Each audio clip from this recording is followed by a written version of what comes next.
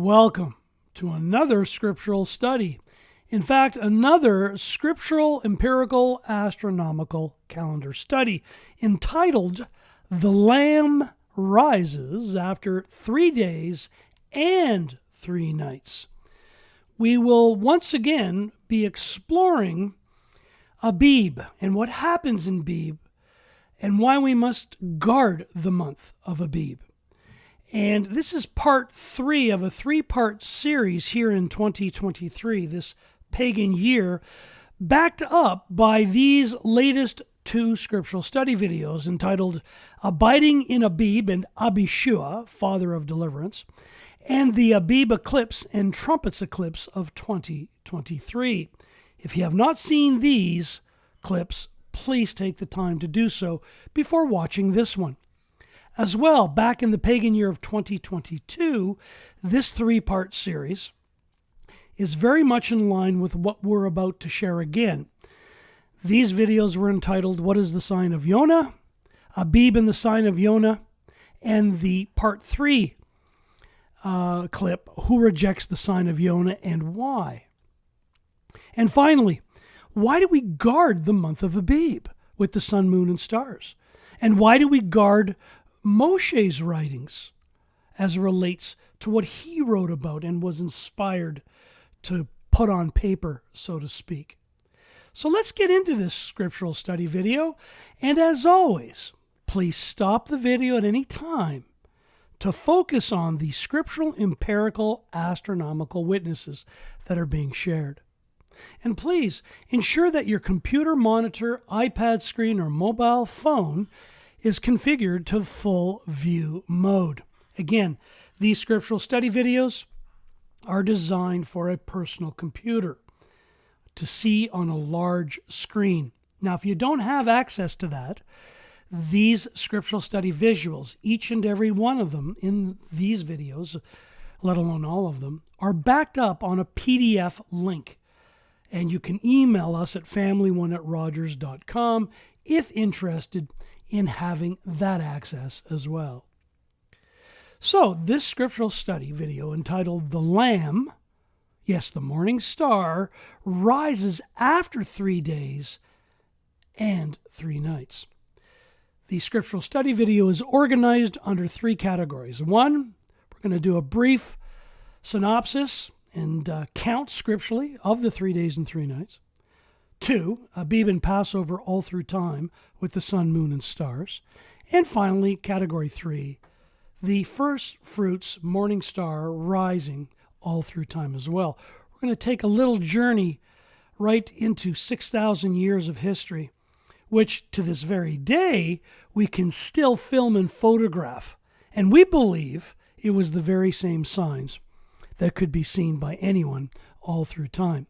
So, on to the first month of ABIB with the 3 days and 3 nights. As always, we allow Scripture to interpret Scripture, interpreting Scripture according to what Scripture shares. And that's why we firmly believe a true scriptural day start is in the dawn, which is Bukar Shakar from an etymological standpoint. Please stop the video now and read these very few scriptural verses, as there is far more that prove a true scriptural day start begins at the dawn, starting at the 4th watch. Again, take the time to number your days, according to Moshe's writings. Moshe wrote it down for all of us to understand that from new moon to new moon and from Sabbath to Sabbath, all flesh shall come to worship before me, declares YaHUaH. The prophet knew this, Yeshayahu, in chapter 66, verse 23, and so did Moshe. And we do firmly believe that the first day of the first month of ABIB is when the Messiah, the Mashiach, the anointed one of YaHUaH, the Father of lights, sent his son on the first day of the first month of ABIB to Jerusalem, as we can read in Bereshith, or the book of Genesis, chapter 8, verse 13. Yes, the ark itself landed on ground on the first day of the first month. And then we do know that on the 10th day of this month of Abib, we were to take for ourselves a lamb, according to the house of his father, a lamb for a household, as we can read in Shemoth or Exodus chapter 12, verse 3. We do know that the Last Supper was a memorial supper that occurred in the 13th day in the evening. And then we are aware of all the counts that are related to the 3 days and 3 nights, let alone all the way up to the 22nd day of the first month of Abib. So let's get into the 3 days and 3 nights. Let's do a deep dive into these 3 days and 3 nights and prove why the Last Supper was a memorial supper with Mashiach, Yahushua, and his apostles. Again, a day starts in the morning, Bakar, Shakar, and the 14th day is a preparation day. And we do know that the Mashiach was put on the stake, and between 12 noon and 3 p.m. our time, there was a solar eclipse, which can only happen as the moon goes into its conjunction state. This is why a full moon starts each and every month scripturally. So this is 1 day and 1 night. He was put into the tomb before the evening on preparation day, 1 day, and he was in there for the whole night. Unleavened bread is a high Sabbath, always occurs on the 15th day, starting at the dawn in the first month of Abib. And as we know, Mashiach, Yahushua, was in the tomb for the whole 15th day and the whole 15th night. And we are aware from Moshe and his writings, as influenced by YaHUaH, our Father of Lights, that first fruits is a Sabbath day, the 16th day, starting at the dawn, where the priests, temple priests, did the wave sheaf offering. And Mashiach, Yahushua, was in the tomb all day during the 16th and all through that night. And just before the dawn, just before the fourth watch started, he rose. So can we prove this scripturally even further? Well, we can, can't we? If we indeed trust the Father of Lights and what he provides to tell time, let alone trust his firstborn of all creation. Yes, Mashiach Yahushua stated, "But he, Yahushua answering, said to them, A wicked and adulterous generation seeks after a sign, and no sign shall be given to it except the sign of the prophet Jonah. For as Jonah was 3 days and 3 nights in the stomach of the great fish, so shall the Son of Adam be 3 days and 3 nights in the heart of the earth," just like we can count here, as it relates to Moshe's writings. So let's go farther. Let's do a deep dive.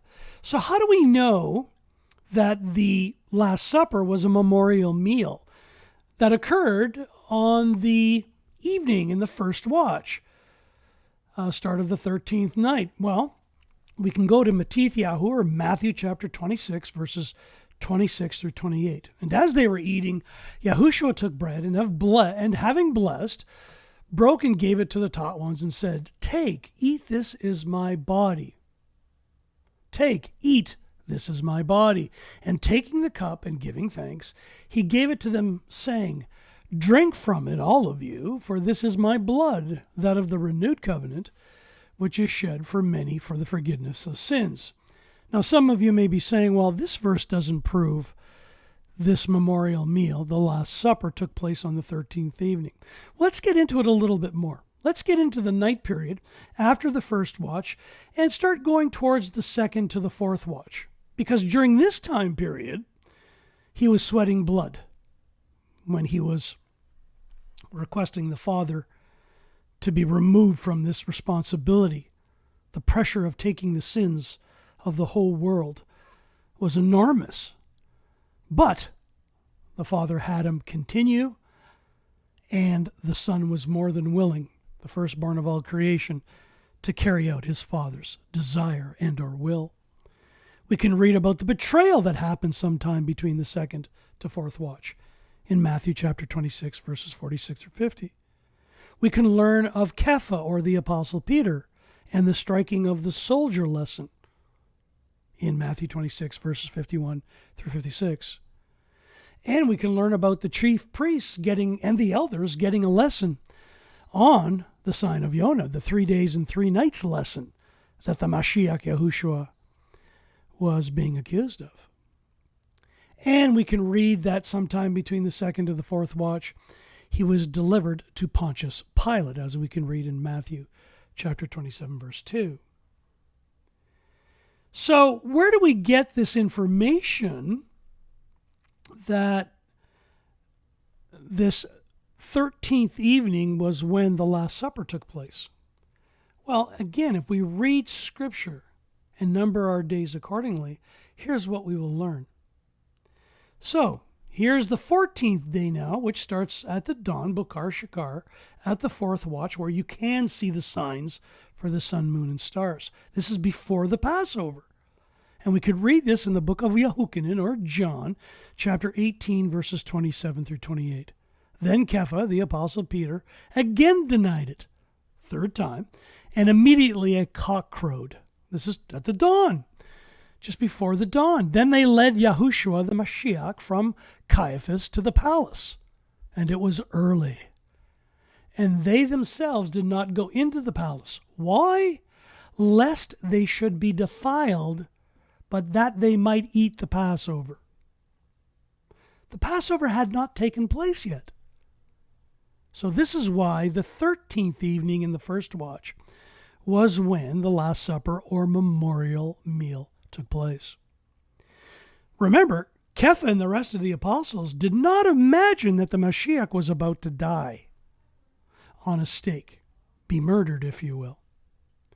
Let's continue on, because at that fourth watch all the way to sunrise, there were other scriptural events that took place pertaining to the false accusations made against the Mashiach, or Messiah, the anointed one of YaHUaH. And all the way up to and including the torture of the Mashiach Yahushua, the Lamb, up to and including his hanging on the stake, which occurred, as we know, around the time period of 12 noon to 3 p.m. our time. So this is the final lesson to us from the Passover Lamb at this time period, because Mashiach Yahushua was still in the flesh, and he called out to his Father, YaHUaH. He cried out to his Father for his deliverance. And we could read about this in the book of Matithyahu, Gift of YaHUaH is what that name means, now known today as Matthew, chapter 27, verse 46. And about the 9th hour, 3 p.m. our time, Yahushua cried out with a loud voice, YaHUaH, saying, Ali, Ali, lama sabachthani, that is, my Almighty One, why have you forsaken me? Please read Tehillim, or Psalms, chapter 18, verse 6. In my distress I called upon YaHUaH. To my Almighty Father of lights I cried out. So he was placed in the tomb before sunset on the 14th day. We know this, and we can track all of this scripturally and go into a deeper dive, if you will. And even more exciting is we highly encourage anyone with the means to go to Jerusalem and walk out what actually happened through these events, starting from the evening where they were in the upper room, all the way to where they went to the Mount of Olives, all the way to the Ananias house, or what they would call the palatial mansion, and then to Caiaphas's house, then to what they call the Praetorian, and into these locations, and then to Golgotha. You can walk this in this total time period very easily. So there's the scale, it's 1,000 feet. This is not a large location or city geographical layout, if you will. So he was placed in the tomb before sunset. You can read Marcus chapter 15, verse 42 through 47, Lucas chapter 23, verse 51 to 56, and the book of YaHUaH, or John chapter 19, verses 31, let alone 38 to 42. So he was in the tomb before the evening. That's the 14th day. He's in the tomb in the evening. So that's the first day and first night. Then we get to the start of the 15th day at the dawn, start of the fourth watch. He remains in the tomb. It's a high Sabbath, as we can read in the book of YaHUaH, or John chapter 19, verse 31. So he's in the tomb all day, and the night starts in the evening, the first watch. He's remaining in the tomb. It's still a high Sabbath. Get into the 16th day. It starts at the dawn, start of the fourth watch. He's still in the tomb. It's the first day of the third week, which is always the 16th day. On the first day, you have a set-apart gathering. You do no servile work. The first day of the third week is always the 16th day. And this is why first fruits is a Sabbath, as we can read in YaHUaH, or the book of Leviticus, chapter 23, verse 7, or Bemidbar, or Numbers, chapter 28, verse 18, or Shemoth, known as Exodus today, chapter 12, verse 16. And by evening, the first watch, he's still in the tomb. He's still in the tomb.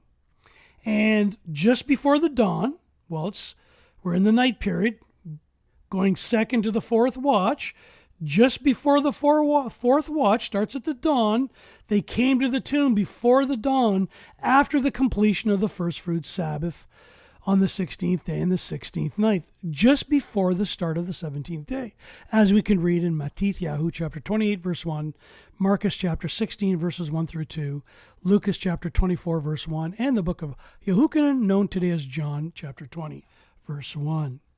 He rose just before the dawn at the completion of the 16th day and the 16th night. 3 days and 3 nights. And by the second day of the third week of the first month of Abib, the Lamb had definitely risen, and thus accomplishing the sign that he told the Pharisees and the elders, the chief priests, what he was going to accomplish, that he would rebuild this temple in 3 days and 3 nights. He is the temple. So, make a long story short, how can we prove this further? Well, again, if you don't believe Moshe's writings and you don't number them out for yourself, then this will be very difficult for you to learn, to adapt, to believe. And thus, when you focus on the 3 days and 3 nights with Moshe's writings, then all of this comes together quite nicely. But world religions reject this. They have their ignore mode button on full, regrettably. And they do not listen and or believe what the Mashiach, the anointed one of YaHUaH, the firstborn of all creation, the Mashiach Yahushua said. They don't believe it, nor did the chief priests and the elders back then. So now let's go take a look at the sun, moon, and stars to see if the signs they produce show Passover, let alone the first day of the first month of Abib, let alone the Lamb rising at the end of the 16th day, right at that night period, just before the dawn when the second day starts to happen, the 17th day. So let's find out if there are signs in the heavens with the sun, moon, and stars, as we always do, let alone with the scriptural stars that anyone can read in Scripture, let alone go out and film and photograph. For the first day of Abib, the 14th day of Passover, let alone at the dawn when the Lamb, the morning star, rises. Let's see if the Father of Lights provides signs at the dawn for one and all to see. In accordance to Hanok and the Book of Jubilees writings, as it relates to Division 1, where the first day of the first month of Abib is that great portal, as Hanok stated, portal number 4, month 1, as we can read in Hanok or Enoch, or as some people pronounce, Kanuk, chapter 72, verses 6 through 14. And taking in mind how there are leaders of the stars for each and every new moon day, and the sun as well. So let's talk about that and get into Abib and Passover all through time. let alone first fruits rising all through time. Because we can film and photograph it here and now today. And we believe you could have done it almost 6,000 years ago. Remember, the sun, moon, and stars are for signs and for days and years. It's regrettable people only attempt this with new moon days. Why not attempt it for Passover? Why not attempt it for first fruits, the 16th day, at the end of the 16th day, towards the dawn at the fourth watch, for first fruits? Why not see if there's a continuous sign year after year with the sun, moon, and stars in total relationship to the scriptural stars that are written, and then some? Again, change your perspective. Where are these stars in relation to the sun and moon during each and every day, let alone the 4 night watches of each and every day? And we're not trained to do that. On this YouTube channel, this is the approach we've been trained to follow with a true scriptural day start at the dawn. Again, please stop the study video to see this. Now, the exercise we're going to do is we're going to go back 6,000 years to 4000 BCE on Stellarium. And these dates from the scriptural timeline can be suspect, of course. And we don't know if creation was actually at 4004 BC. But for this exercise on Stellarium, we're going to go to 4000 before the Common Era.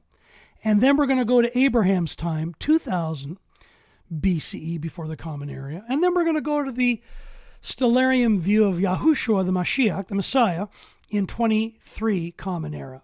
This is when YaHUaH was walking the earth. And finally, we're going to go to today, the pagan day of Friday, May 19th, in the pagan year of 2023. I'm actually narrating this video on the 14th day of the first month of ABIB, Passover, around the noon our time period. And before we do this exercise, think about Abraham, before he was called Abraham. Let's go to Bereshith, or Genesis chapter 13, verses 17 through 18. And I quote, "Arise, walk in the land through its length and its width, for I give it to you." So we believe that the inheritance given to Abraham was not only the geographical land, but the understanding of the celestial clock and calendar of our Father of Lights, YaHUaH. So Abraham moved his tent and went and dwelt by the terebinth trees of Mamre, which are in Hebron. So in this Stellarium exercise, we'll do everything from the location of Hebron, because Abraham built an altar there to YaHUaH. So an inheritance is very important, and it was given to Abram. We read further in Bereshith chapter 15, verses 5 through 6. "And he brought him outside and said, 'Look toward the heavens and count the stars if you're able to count them.'" So this is what we're doing on this YouTube channel and the thousands of Bereans that do this work with us. We are doing our very best to view, to observe, not calculate, to observe the signs that are produced for appointed times and for days and years. "And he said to him, 'So are your seed.' And he believed in YaHUaH, and he reckoned it to him for righteousness." So, I'm a grandparent. All of these scriptural studies in words, names, and the law, including the calendar, are part of the inheritance that we want to leave to our children's children. And as you know, on this YouTube video channel, my kids, who are all over 30 now, helped us in learning the celestial clock and calendar of YaHUaH, and continue to do so with my better 3/4 of 35 years. So, make a long story short, we do indeed want to leave an inheritance to our children's children. We want to number the stars. We want to number our days with the sun, moon, and stars. So this is the purpose of this YouTube channel. So we're going to start off in 4000 BCE. See what Stellarium shows us there. And again, the Apostle Shaul, known today as Paul, was basically saying to everyone, you're getting your calendar wrong because you're using man-made constellation lines or man-made constellation art. Quote, claiming to be wise, they became fools and changed the esteem of the incorruptible Elohim, the Father of lights, into the likeness of an image of corruptible man and of birds and of four-footed beasts and of reptiles. Egypt got it wrong. Babylonia got it wrong. The Greeks got it wrong. The Romans got it wrong. Well, why? Well, all of their Mazzaroth were not aligned to what the sun, moon, and stars provide to number our days. So we're going to get into that now with the 3 days and 3 nights. Remember, there used to be only 13 Mazzaroth, and they look different than what they show with the line art today, and can be very easily proven by reading books like Francis J. Ralston, The Mazzaroth, or Mystery of the Mazzaroth, E.W. Bullinger, Gospel in the Stars, or Witness of the Stars, and many other books such as Tim Warner, etc., etc. So from 13 Mazzaroth that are in likeness to what exists today, because we're up to 88 Mazzaroth or constellations, of which 42 are animals, yes, the likeness of birds and four-footed beasts and reptiles, and then inanimate objects such as Southern Crosses and archers and all of these other things, and then up to 17 human mythological characters, the archer, and on the silliness goes. So you've got to drop this if you want to get into the celestial clock and calendar of YaHUaH. So what is the first day of the first month of Abib at the fourth watch, at the dawn, when you can see the sun, moon, and stars? You can see the light of the sun at the dawn, first light. You still can see the moon, announcing the first day of the first month as an appointed time, a chag, as we read in Bereshith or Genesis chapter 8, verse 13. Well, here it is, 4,000 years ago, which happened to be on this pagan date, which is suspect. And in the upcoming video, we'll explain why. And it's very easy to prove in historical calendation records. So this is the sign. Now, the constellation art is on here. Now, you really don't need the constellation art. Furthermore, Josephus said the sun would be in Aries in the first month of Abib. And here it is in Aries, all the way up to the 14th day. We're going to get into that as well. And there are other historical records that back this up. So here is what you would see for the first day of the first month, just like we would this year and subsequent years that we filmed and photographed together as one all over Earth. So the moon was being led by Spica. And Hamal, the middle star of the Mazzaroth Aries, the middle star known as the Lamb, right there, was leading the sun. 6,000 years ago. Same sign that we see today. Yeah, the dates are different, but we'll explain that in the upcoming video. And by the 14th day of the first month of Abib, we would see these scriptural stars. We would see Orion. We would see Pleiades. We would see the morning star. And Spica would be below the horizon with Ursa Major and Arcturus, its two sons, with Spica or Abib. And this is the shepherd's staff, the Lamed, pointing us to all of this in the west, southwest. That's the 14th day, first month, Passover of Abib, the 6th hour, which would be 3 p.m. our time, 1500 on Stellarium military time. So, if there was a solar eclipse at that time, you would have seen these stars. We covered this because it did happen in 2022 with the amazing Passover eclipse of that pagan year. And we did a secondary scriptural study video, why people reject these signs to this very day and why. And then at the end of the 16th day and the 16th night, in the first month of Abib at the fourth watch, at the dawn, Bokar Shakar, 6,000 years ago, the Lamb rises. That middle star in the Mazzaroth Aries, known today, it's a 3-star cluster, would be in this location, while Spica would be beyond or below the horizon, as some say. This is 6,000 years ago. We read in 2 Kepha, or the Apostle Peter in chapter 1, verse 18 to 19, and I quote, "And we heard this voice which came from heaven when we were with him on the set-apart mountain. And we have the prophetic word made more certain, which you do well to heed as a light that shines in a dark place, until the day dawns, Bakar Shakar, and the morning star rises in your hearts." Now, is this coincidence? Well, this sign should exist all through time, should it not?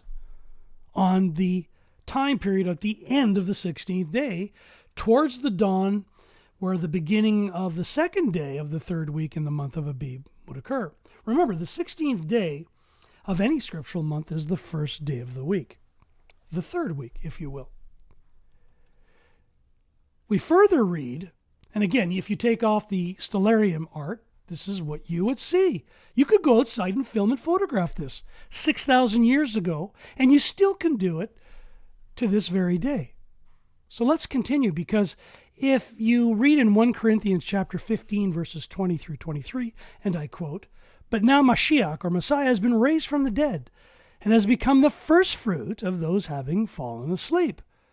For since death is through a man, resurrection of the dead is also through a man.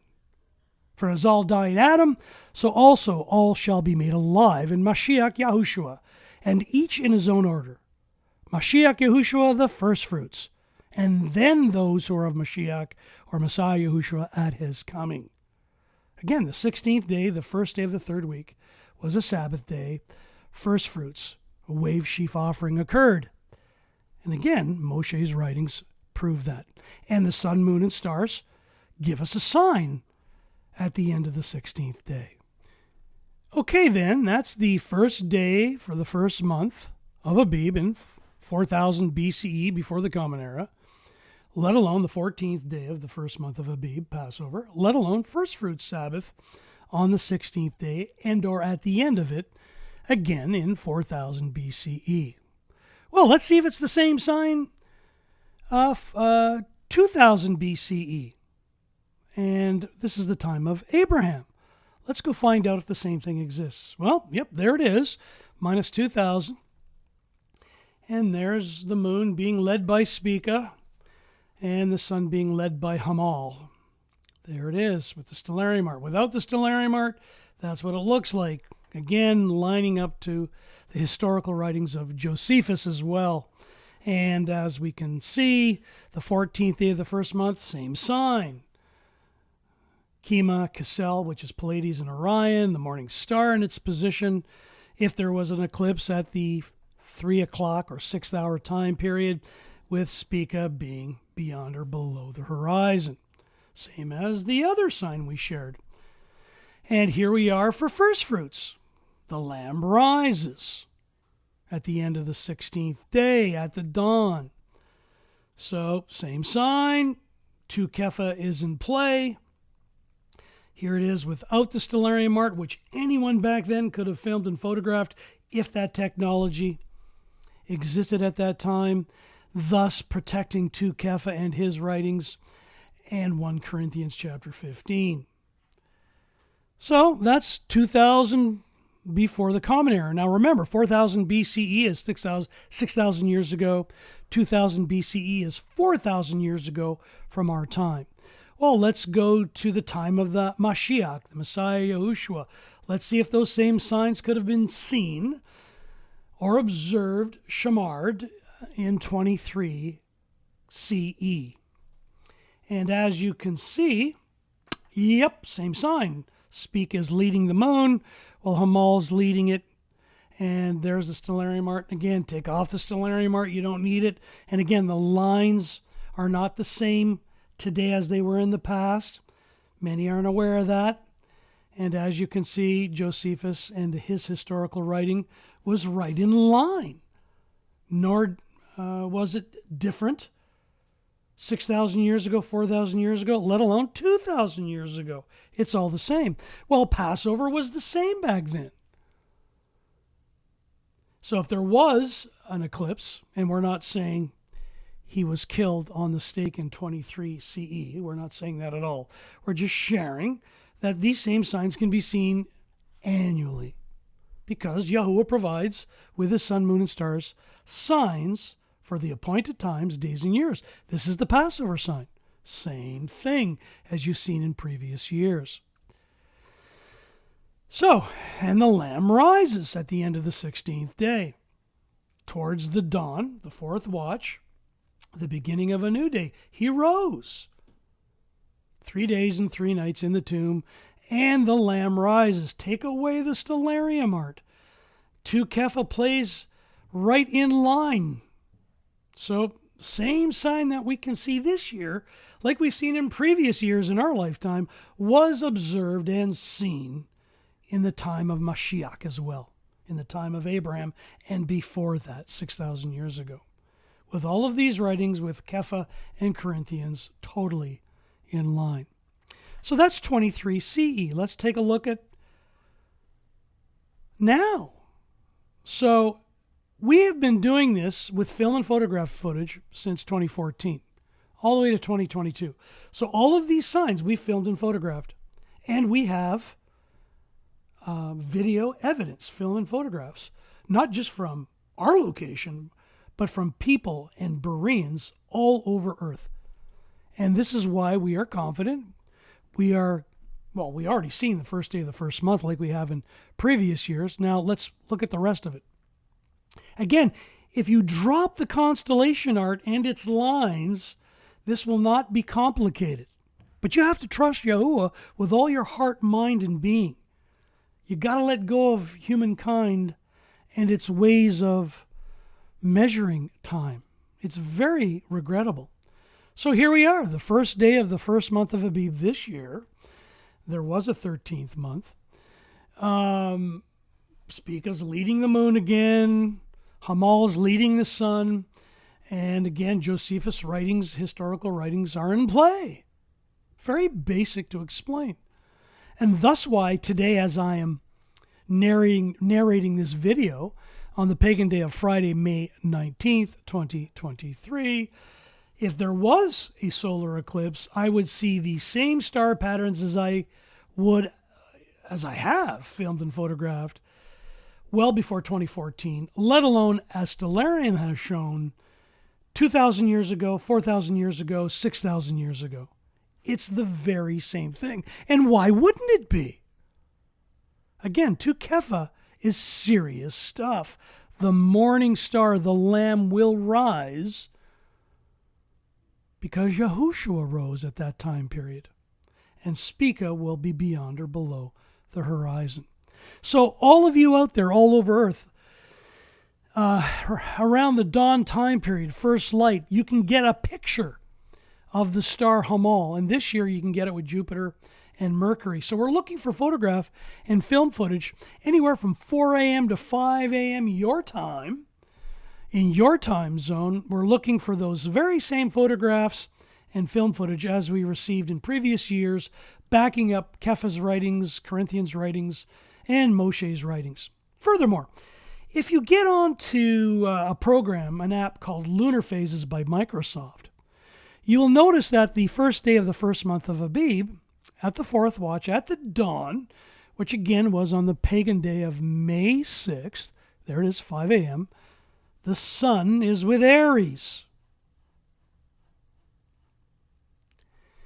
So there is a danger in following this constellation art because if you really, I'll give you one example. In Virgo, the line constellation art was different from previous years. And Zavijava, one of the top stars at the head of Bethula, Virgo is a new name, and Bethula means maiden, not a virgin. So this was even corrupted. But this star used to belong to Leo, the line of Judah, if you will, or Yehuda. And again, grab those books and learn how man has changed and corrupted all of this.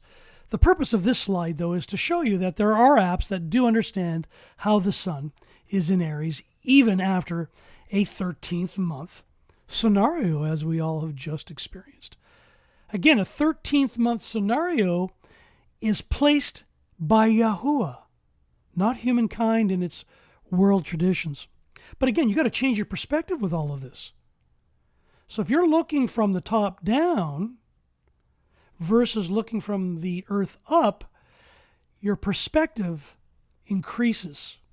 Your scope widens. So this video goes over some of these astronomical basics and is entitled, What is Your Perspective as Compared to YaHUaH, our Father of Lights?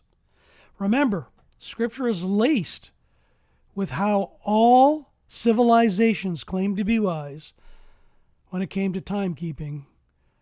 But Shaul said they weren't. They became fools and changed the esteem of the incorruptible Elohim, Father of Lights. So, that's the 3 days and 3 nights from Moshe's writings, with the signs of Abib and Passover all through time, let alone first fruits, the rising of the Lamb, Hamal, all through time as well, on the 16th day. We covered this in previous years. Here are only 2 other scriptural study videos if you're interested in this topic. One we did 2 years ago on how easy it is to photograph first fruits, everything we just talked about back in 2021, let alone 4 years ago, very same subject, first fruits by the stars, the Lamb has risen. Again, world religions reject all this. And we've just come off the heels of a 13th month, which is very easy to prove based on these 2 scriptural study videos, which continue to generate extreme interest. Because even the creation signs in regards to agriculture and plant life, these trees only bloom, as we stated in that other video, 1 week before Passover. And this picture was taken on the 8th day of the first month of Abib, the first 7th-day Sabbath, which was on the pagan day of Saturday, May 13th, 2023. And we have photographs of this ever since 2014. So there are many witnesses and signs that you can rely on because YaHUaH is awesome. And he doesn't leave us high and dry. So back to the 13th month. If you are wondering when the 13th month is, we all in truth have but 2 courses of action to answer the question. And the sobering truth reveals it is either by observation and or calculation, or intercalation. Intercalation is nothing more than adding or taking away. That's what that word means. If you're observing the sun, moon, and stars and not calculating, if you're just going by observation, guarding the month of Abib, observation, shamar, then you're observing the celestial signs for a 13th month that YaHUaH, our Father of Lights, provides with his sun, moon, and stars. If you're calculating or intercalating, you're going to probably do this through the Jewish world religious traditions of men who ignore the very first page of Scripture. And they add a 13th month when they feel it necessary. And now you know why the self-proclaimed priests of this world, from the Judaic world religions, are intercalating the 13th month for 2024. Because they don't observe the sun, moon, and stars today, 2,000 years ago, 4,000 years ago, 6,000 years ago. They don't do it. So stop the video. Please read this. You can find this information on our YouTube community page. And this is where we put all our photograph and film footage of these signs year after year. So we're looking for pictures of Hamal at the dawn, at the end of the 16th day and nighttime period. And please feel free to share them. Again, we observe the sun, moon, and stars as written by the prophets. We use these counts. We no longer focus on the man-made counts. Again, we did all the mistakes in the book. This is why we don't judge anyone. This is a journey. We don't use the calendar as a weapon. We just share the information. What you do with it versus myself is the very same. It's between each of us and the Father of Lights. So, again, 4 divisions of the year, and Hanok's writings, along with the Book of Jubilees, Moshe's writings, the prophets, Apostle Shaul, Kepha, on it goes. Let alone the apostles when they came to the tomb after the first fruits Sabbath. It's very, very basic. And the punchline is this. If you're just looking at each new moon day, then you're missing the point of the sun, moon, and stars from Bereshith or Genesis chapter 1, verses 14 through 16. Again, they're for signs for appointed times, days, and years, which includes Passover, first fruits, let alone other feast time periods. So this is why our eyes go before the night watches to study the Word, not just for new moon days, but all of the feast days and other days. Where are the sun, moon, and stars each and every day? During the daytime period, all the way through the 4 night watches. But here's the challenge, right? Do you not know that a little leaven leavens the whole lump?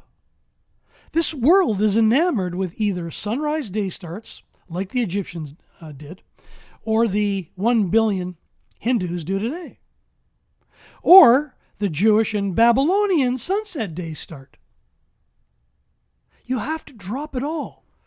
You have to come out of world religions. And furthermore, down the road, this will all be fixed, resolved, restored, because Zechariah the prophet says, "Thus said YaHUaH of hosts, see, I'm saving, delivering my people from the land of the sunrise and from the land of the sunset." Think about it. You cannot see the signs for new moon days with the sun, moon, and stars, let alone feast days at sunrise or sunset. You can't really make out what this light on a lampstand is actually doing. And thus why we rise before the dawn and shua for help, to learn how this celestial timing piece and calendar actually works. So, our next video will continue in this theme. So we did the first day of the first month of Abib, 14th day of the first month of Abib, Passover, and the first fruits Sabbath, the end of it at the dawn, with that sign, with the sun, moon, and stars. Well, we're going to do the first day of the 7th month in the next video, and what the sign is for that, up to and including the last great day, which is always the third and final Sabbath of the 7th month, on the 22nd day of that 7th month, during the festival of ingathering, at the turn of the year. And in this scriptural study video, we're going to answer the question that everybody asks us. Why is my birthday not on the same day every year? Now, my better 3/4 and I, with our children, have not celebrated anniversaries and or birthdays of any type in the last 20 years. But take a look at the Gregorian calendar. So my wife was born on the first day of the 7th month, back on the pagan day of Wednesday, October 5th, 1960. But notice something. She was born on a Wednesday, October 5th, 1960, that pagan time period. Look at the following years. It's never on Wednesday. It's sporadic, isn't it? Sporadic at best. So if you're still linked to human calendation, let alone this beastly calendar called the Gregorian, think about it. The Julian before it was no better, and the Roman Republican calendar was no better. So we're going to explain why the dates on Stellarium are a little bit off in the next upcoming video, and explain how easy it is to observe your birthday with the sun, moon, and stars on the same day every year, which has nothing to do with the Gregorian calendar or any past man-made or woman-made world religious associated system of calendation. So that's the next upcoming scriptural study video. YaHUaH willing, hopefully we get that out in a week. And this will put to bed why even a 13th month will not affect this if you allow Scripture to interpret Scripture, and you allow, meaning you trust with all your heart, mind, and being, that YaHUaH will insert his 13th month with his sun, moon, and stars, and the signs that surround them. It's not intercalated or calculated by any human being today, at any time in the past as well, let alone going into the future. So, Please stay tuned if you're interested in that. As always, we continue to call out, we cry out to the Father, YaHUaH, the only self-existent one, that these scriptural study videos provide value to each and every one of your loved ones. So today, may the Lamb, the Mashiach Yahushua, be in everything we say and do on this 14th day of the first month of Abib, Passover. And may you be successful in filming and photographing Hamal rising at the end of the 16th day of this first month of Abib. All the best, everyone. Have a YAHsome Passover.